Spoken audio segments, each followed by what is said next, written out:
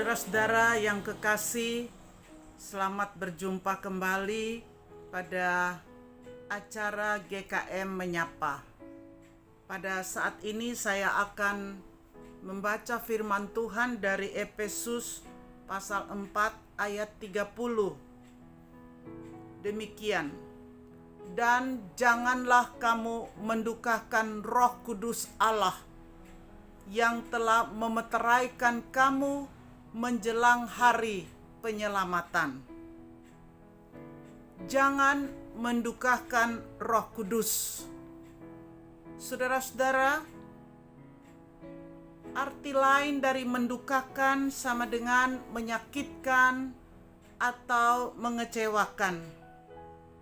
Bagaimana kalau kita dikecewakan oleh orang lain, oleh teman yang sangat dekat? Bagaimana rasanya hati ini? Bukan cuma sakit hati, tetapi mungkin dapat menyerang nyawa. Pernah ada satu peristiwa yang terjadi di Bitung.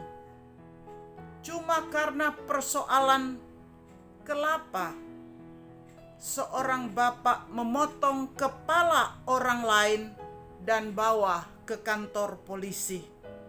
Ini karena sakit hatinya.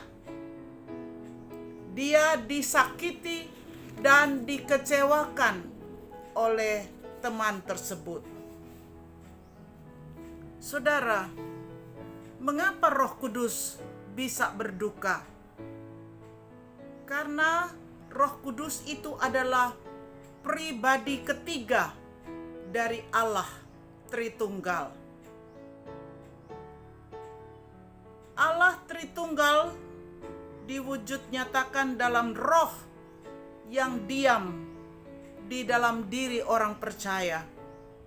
Karena Roh Kudus merupakan satu pribadi yang memiliki perasaan, jadi memiliki rasa sedih, dan sering kita melakukan perbuatan-perbuatan yang mengecewakan Tuhan. Kita tidak setia kepada Tuhan. Kita tidak setia berbakti, berdoa, dan mempersembahkan hidup kita kepadanya. Dan seringkali orang Kristen melakukan perbuatan-perbuatan yang melawan firman Tuhan, tapi kita tidak peka dan melakukan terus-menerus.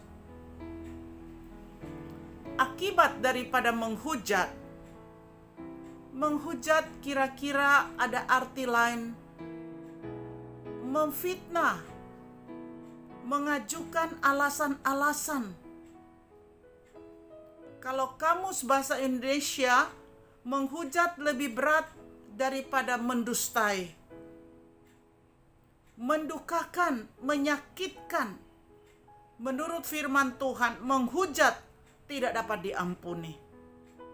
Karena menghujat itu adalah kondisi tidak mau percaya.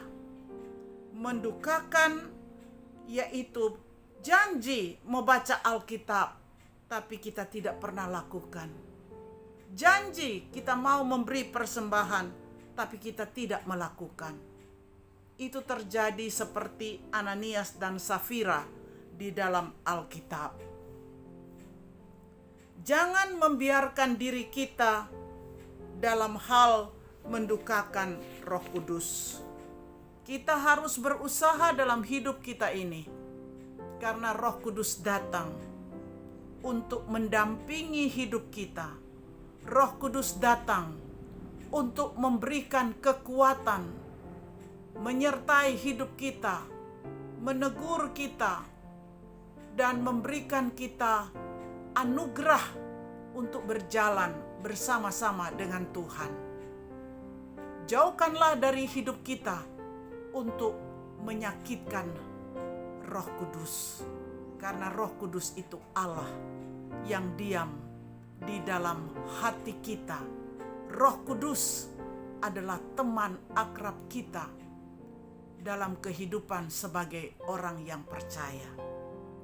Tuhan menolong dan memberkati kita menjadikan Roh Kudus itu Allah yang diam di dalam hati dan hidup kita.